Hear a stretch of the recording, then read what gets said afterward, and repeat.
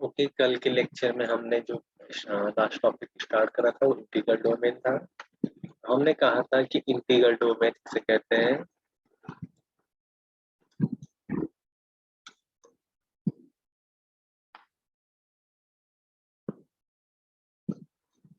हम integral domain उसे कहते थे यदि आपके पास ए भी नॉन जीरो एलिमेंट हो और बी भी नॉन जीरो एलिमेंट, ये सारे के सारे आर पॉजिटिव और डॉट रिंग में बिलोंग करते हो और इन दोनों का मल्टीप्लिकेशन भी क्या नहीं आना चाहिए, जीरो के बराबर नहीं आना चाहिए। अगर इनका या तो ये होना चाहिए, यदि अगर ए डॉट बी अगर जीरो है, इसका इम्प्लाइज होना चाहिए कि ये ए बराबर जीरो हो या बी बराबर जीरो या ए भी जीरो हो या बी भी जीरो हो। ये तीन कंडीशन बनती है, या तो ए जीरो या बी जीरो हो या दोनों जीरो हो। तो ये वाली कंडीशन तभी चल सकती है यदि दो नॉन जीरो एलिमेंट है, उनका प्रोडक्ट अगर जीरो आता है, उस कंडीशन में इंटीग्रल डोमेन नहीं बनता है। जैसे क्या है, एग्जाम्पल के लिए जेड प्लस और डॉट, ये क्या होता है, इंटीग्रल डोमेन होता है। अब ये इंटीग्रल डोमेन होता है और ये किसका सबसेट होता है, किसका सबसेट होता है, क्यू का। क्यू प्लस डॉट भी इंटीग्रल डोमेन होता है। सिमिलरली ये किसका सबसेट होता है, ये सबसेट, ये किसका सबसेट होगा, आर का। तो आर प्लस और डॉट ये इंटीग्रल डोमेन होता है। अगर मैं इसका सबसेट लूं, आर सबसेट होता है किसका, कॉम्प्लेक्स नंबर का, तो ये भी मेरा क्या होगा, इंटीग्रल डोमेन बनाएगा, सी प्लस और डॉट। इसके अलावा एक और है, क्वेश्चन इंटीजर कहते हैं, ये हम पढ़ेंगे अभी। इसे जेड आई या जेड आई या जी आई से डिनोट करते हैं, जहाँ पे प्लस आई और डॉट। तो ये सभी के सभी इंटीग्रल डोमेन होते हैं। ये सारे के सारे क्या है, इनफाइनाइट रिंग है, इनफाइनाइट रिंग। रिंग वो भी कैसे, C R U, commutative ring with unity, commutative ring with unity. अब नेक्स्ट है, जेड एन कब इंटीग्रल डोमेन होता है, यानी कोई मॉडलो ग्रुप कब इंटीग्रल डोमेन होता है, Z N is ID, Z N is integral domain if and only, if and only N equal. अब पी क्या होता है आपका, प्राइम। पी इज, पी क्या होता है, प्राइम। बहुत इंपॉर्टेंट है। एन जब प्राइम होगा तो ही क्या होता है, इंटीग्रल डोमेन, तो ही क्या होता है, इंटीग्रल डोमेन। आई होप आप ये समझ पा रहे होंगे। एन बराबर जैसे भी होगा तो जेड एन जो मॉडलो ग्रुप है वो क्या बन जाएगा मेरा, ऑलवेज इंटीग्रल डोमेन। अगर मैं जेड वन की बात करूंगा, वन प्राइम नंबर नहीं है, इसलिए ये क्या नहीं बनाएगा, Z one not a integral domain. क्यों नहीं बनाएगा, क्योंकि जेड वन क्या नहीं होता है, is not commutative with C R, is not C R, सीधे ऐसे आप देख सकते हैं।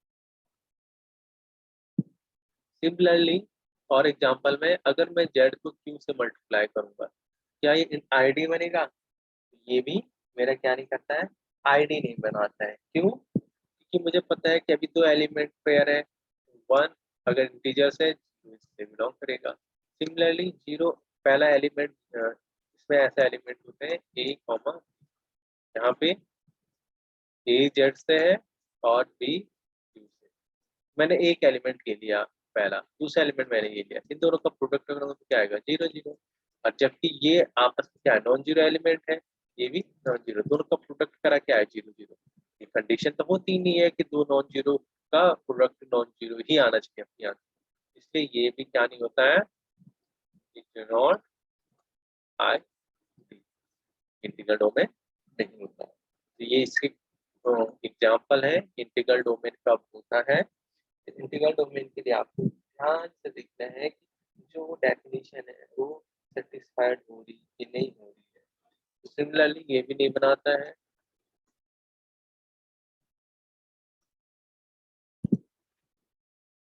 जबकि ये सेपरेट क्या है इंटीग्रल डोमेन, पर इनके जैसे मैंने मल्टीप्लाई करा इज नॉट आईडी।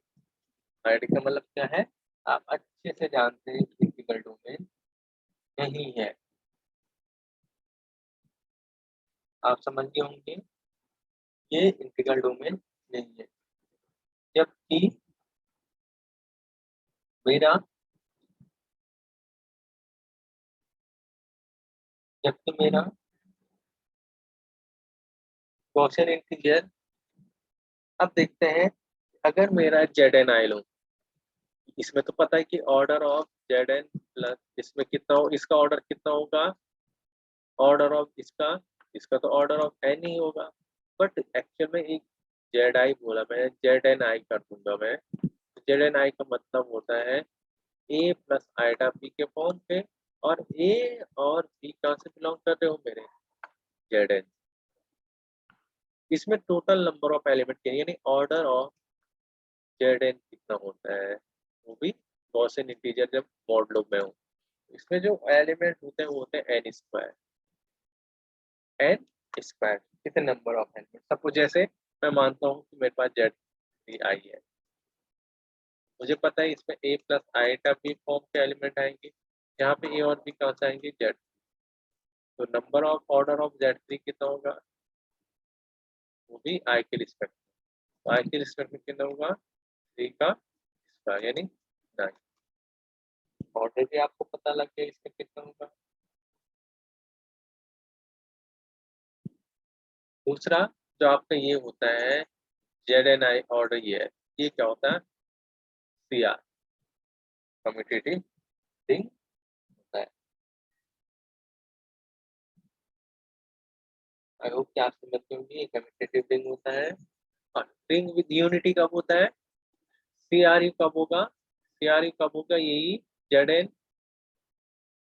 और यहाँ पे मैं क्या लगा दूं, आई, जेड एन आई लगा दूं, यहाँ पे आई लगा रहा हूँ। जेड एन आई क्या होता है, सी आर होता है जब एन कुछ भी हो, एन बराबर क्या हो, वन भी हो, तो ये ऑलवेज क्या होता है कम्यूटेटिव। पर जैसे एन क्या हो, वन से ग्रेटर देन हो, तो ये क्या हो जाता है, सी आर यू हो जाता है विद यूनिट। वन इसकी क्या होती है, आइडेंटिटी होती है। ये आपको बेसिक चीजें याद रखना है, पूछा जा सकता है। अब इसके बाद हम थोड़ा से देखते हैं Z P I integral domain कब होगा, Z P I, P for prime number, ये इंटीग्रल डोमेन कब होगा, क्योंकि अभी फाइनाइट की बात होगी, ऑर्डर भी हम सीखे। Z P I each integral domain कब होगा, इफ एंड ओनली जब फोर डिवाइड करेगा कितने को, पी माइनस, फोर डिवाइड करेगा पी माइनस थ्री। जैसे जेड सेवन प्राइम नंबर है आई, अब देखिए आईडी होगा कब, जब फोर डिवाइड करेगा सेवन माइनस वन। तो four divide seven minus three कितना होता है, फोर डिवाइड कर रहा है, यानी यहाँ से मतलब निकल गया Z seven I is ID. यानी हर एक प्राइम नंबर अगर यहाँ पे अगर प्राइम नंबर हो तो ये इस टाइप से आईडी बनाएगा कब, जब ये वाली कंडीशन फुलफिल हो। कौन सी वाली, four upon P minus three. यानी हर एक प्राइम, अगर यहाँ पे हर एक प्राइम अगर यहाँ पे गिवन हो ना, तो पॉसिबल नहीं है कि ऑलवेज इंटीग्रल डोमेन प्राइम, वो ही बनाएंगे जो इस कंडीशन को सेटिस्फाइड करेगा। आपको ये याद रखना है कि कौन कौन से ऐसे नंबर हैं जो इस कंडीशन को सेटिस्फाइड करते हैं। आई होप कि आप ये याद रख सकते हो, और मुझे उम्मीद है जैसे z thirteen over I is not ID, कैसे, four divided by thirteen minus three, four कभी भी टेन को डिवाइड नहीं करता है, इसलिए is not integral. I hope ये आप समझ में आ गया होगा, जबकि 13 भी क्या है, प्राइम नंबर है। ये आपको समझ में आ गया होगा। अब होता है एक idempotent element. Idempotent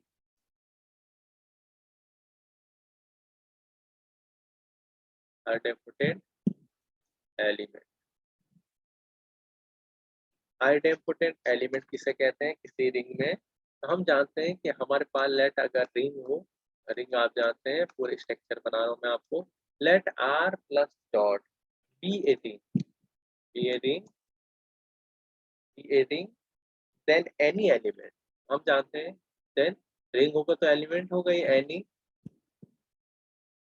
element A R में बिलोंग करेगा। एनी की बात कर रहा है, हर एक की बात नहीं कर रहा है, कोई भी हो सकता है। Any element A belong star is said to be said to be idempotent element element of R, किसका? ऑफ रिंग आर का।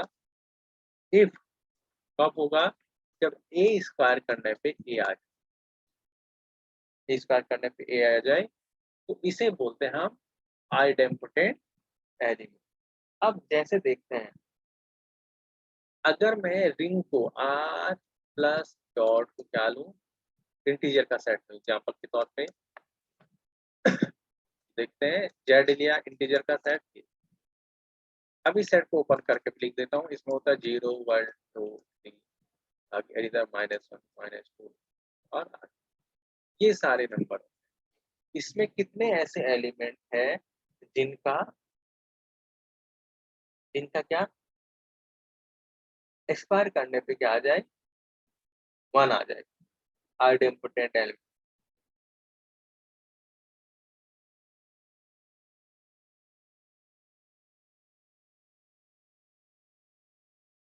देखते हैं,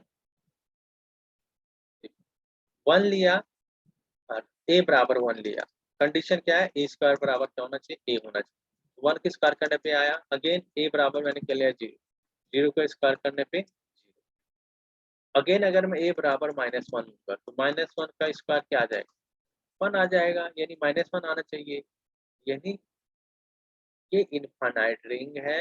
इसके पास total number of idempotent element कितना है? Total number of idempotent element कितने हैं? समझ गए होंगे कैसे निकालते हैं। अगेन एक और लेते हैं, ऐसे ही आपने चेक करना है। इसमें कितने होंगे? क्यू में कितने होंगे? How many idempotent element in Q are C और Z11 आई। आई होप कि इन पे आप निकालो कि how how many I idempotent element. आप निकाल के मुझे बताना कि इसका आंसर क्या आएगा, और आप चाहो तो कमेंट पे कर देना कि कितने हो सकते हैं।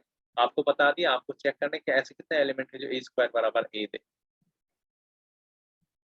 अब मैं एक फाइनाइट रिंग में देखता हूँ कि कितने होते हैं। सपोज मैंने आर बराबर जेड से किया, मुझे पता है जेड से रिंग होता है। मैं डायरेक्ट लिख देता हूँ, इसमें एलिमेंट का स्ट्रक्चर होता है 0 1 2 3 4 और 5, हो गया +6 और मल्टीप्लाई 6। अब देखते हैं ऐसे कितने एलिमेंट हैं इसमें, इन 5 में, जो क्या बनाए, ए स्क्वायर करने पे क्या आ जाए?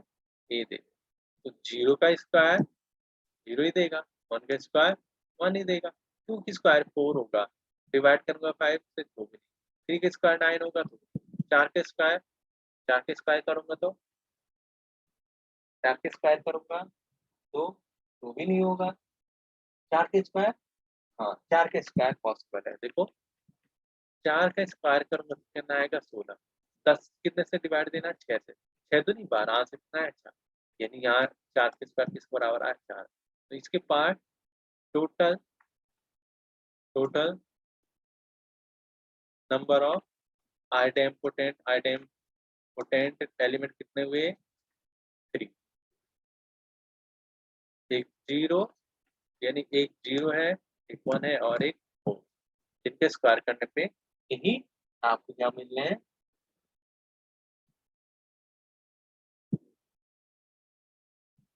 अच्छा 3 भी तो है, देखो सॉरी 3 का स्क्वायर कितना होता है? 9, और कितने से डिवाइड? 6 से, 3 आया ना, तो 3 भी है, सॉरी 3 के पास 4 है। टोटल नंबर ऑफ आइडेम्पोटेंट कितने हैं? 4 है। प्लीज देखना केयरफुली, 4 है।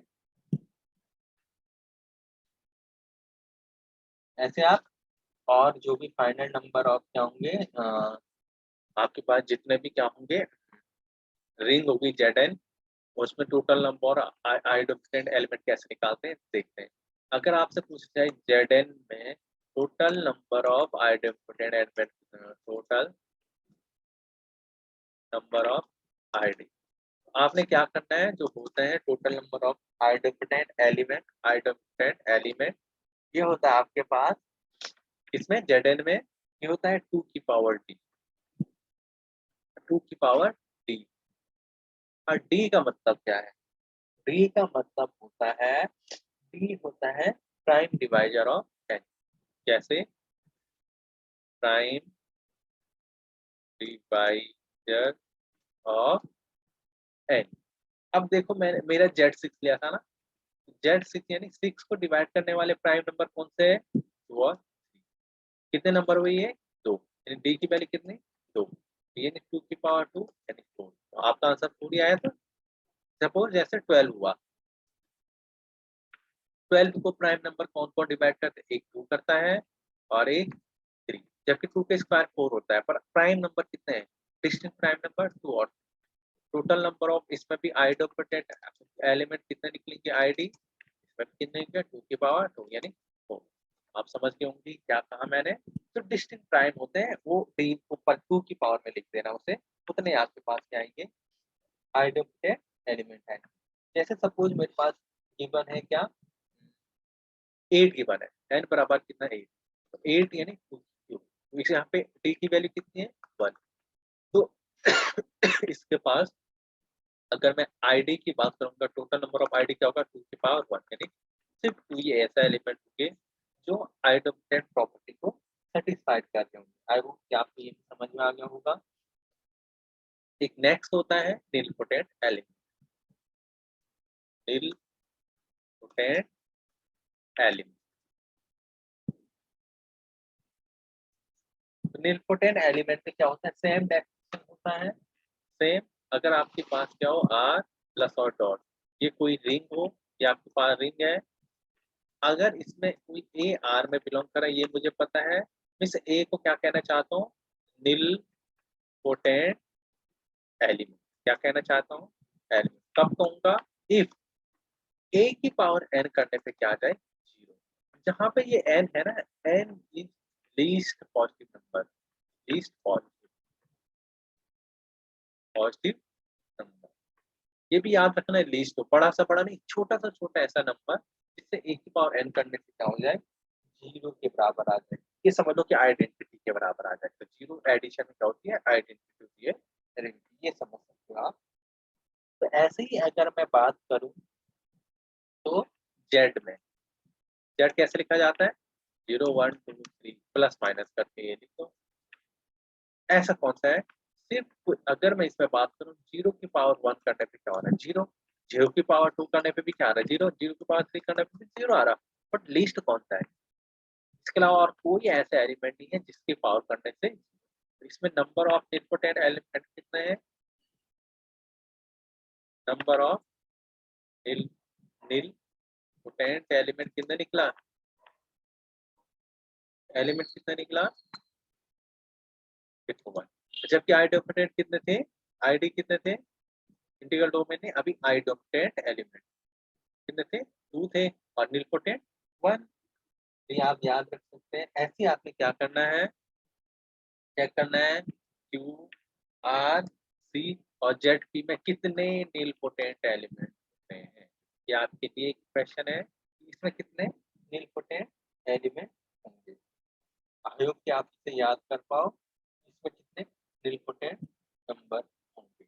अब मैं आपको एक, जब आपके पास Zn हो तो Zn में कितने, Zn अगर ये कोई रिंग है तो इसमें मुझे रिंग है नंबर ऑफ निलपोटेंट एलिमेंट कितना होगा देखते हैं। तो सबसे पहले ऑर्डर क्या है, n है, n को क्या करते हैं हम प्राइम नंबर के फैक्टर करते हैं, p1 की पावर a1 p2 की पावर a2 मल्टीप्लाई जितने प्राइम नंबर होंगे उस फॉर्म में लिखेंगे। उसके बाद टोटल नंबर ऑफ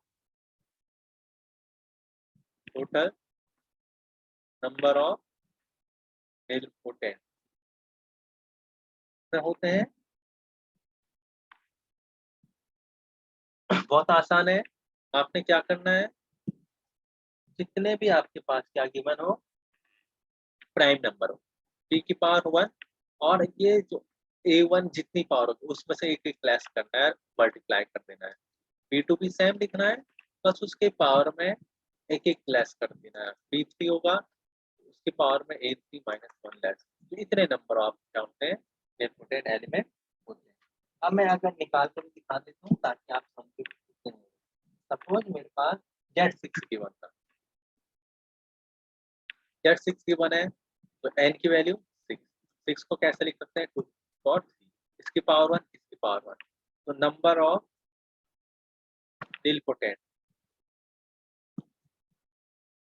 देखते हैं, 2 की पावर में 1 माइनस 1 करना है, 3 की पावर में 1 माइनस 1 करना है और दोनों को मल्टीप्लाई करना है। तो 3 1 2 की पावर 0 मल्टीप्लाई 3 की पावर 0 कितना निकला, सिर्फ 1। इसके पास एग्जैक्टली कितना एलिमेंट है निलपोटेंट, सिर्फ 0, यानी एक है। वो कौन सा है, सिर्फ 0, 0 की पावर करने पे 1, यानी एक निलपोटेंट एलिमेंट तो होगा ही होगा, मिनिमम एटलीस्ट एक हो गई जब भी Z8। अब मैं इसकी जगह सपोज Z8 लेता हूँ, मेरे पास क्या है एक एग्जांपल यहाँ पे Z8। तो n की वैल्यू कितनी है 8, इसे कैसे लिखा जा सकता है 2 की क्यूब। तो नंबर ऑफ निलपोटेंट कितने होंगे, 2 की पावर में 3 में से एक घटा देंगे यानी 2 का स्क्वायर बराबर 4, यानी 4 ऐसे एलिमेंट हैं जो a स्क्वायर करने पे क्या आ रहा है, एक a स्क्वायर a की पावर n करने पे 0 आ रहे हैं। अब वो n कुछ भी हो सकता है, n का मतलब मैक्सिमम a की पावर 8 करने पे या इससे पहले जो भी लीस्ट पॉसिबल होगा 0 आ रहा होगा। आई होप कि आप ये समझ पा रहे हैं। ये वाला n ऑर्डर का नहीं है, ये लीस्ट पॉसिबल इंटीजर है, यानी a की पावर आप k ले लो, k क्या है 0 हो जाए लीस्ट पॉसिबल। आज के लिए इतना ही रखते हैं। ऐसे आप और नंबरों का निकाल के देखना, Z25 का निकालना, Z79 का निकालना और Z49 इनका आप निकालना नंबर ऑफ निलपोटेंट और नंबर ऑफ आइडोपोटेंट, इन्हें भी आपने निकालना। आज के लिए हम इतना ही रखते हैं। Thank you.